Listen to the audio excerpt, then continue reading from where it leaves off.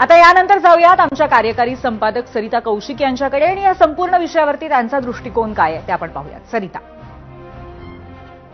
धन्यवाद पूर्वी.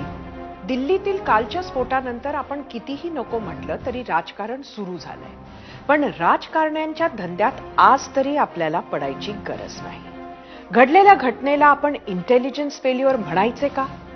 तर तेही पूर्णतः बरोबर ठरणार नाही, कारण शेवटी काहीतरी माहिती एजन्सीजला मिळाली होती. त्यांनी हातपाय हलवले. गेल्या 8-15 दिवसात जम्मू काश्मीर, फरीदाबाद, गुजरात, कोंडव्यात वेगवेगळ्या कारवायाही झाल्या. शेकडो किलो स्फोटकं जप्त केली आणि कटात सहभागी असलेल्या अनेकांना ताब्यात घेतलं. पण असे असले तरी ते पुरेसे नव्हते, हे पण कालच्या घटनेमुळे लक्षात आले. जे घडायला नको होतं ते घडलं.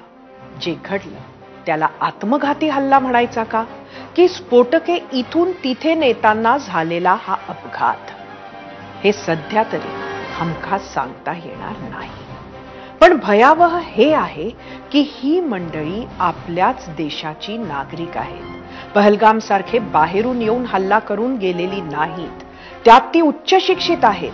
म्हणजेच आपण नेहमी म्हणतो तसे गरिबी, भ्रष्टाचार, शिक्षणाचा अभाव आणि घेट्टो मानसिकतेतून निर्माण झालेली नाहीत. दहशतीचं एक डॉक्टर मॉड्यूलच उघड झालंय असं म्हणायला हरकत नाही. भयावह हेही आहे की जरी या सगळ्यांचे मूळ जम्मू काश्मीर असले तरी गेली अनेक वर्ष कोणी फरीदाबाद तर कोणी लखनौ, कोणी हैदराबाद तर कोणी कानपूरला कार्यरत होते. भारताचे नवे धोरण आहे की भारतावर हल्ला केला तर जिथून हे अतिरेकी आले तिथे हल्ला केला जाईल. त्यालाच उत्तर म्हणून भारतातच जिहादी अतिरेकी तयार करून ते अतिरेकी हल्ल्यासाठी वापरण्याची पाकिस्तानची ही यशस्वी रणनीती म्हणायची का?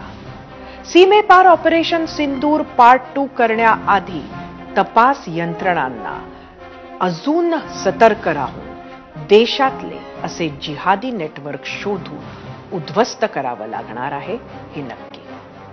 पूर्वी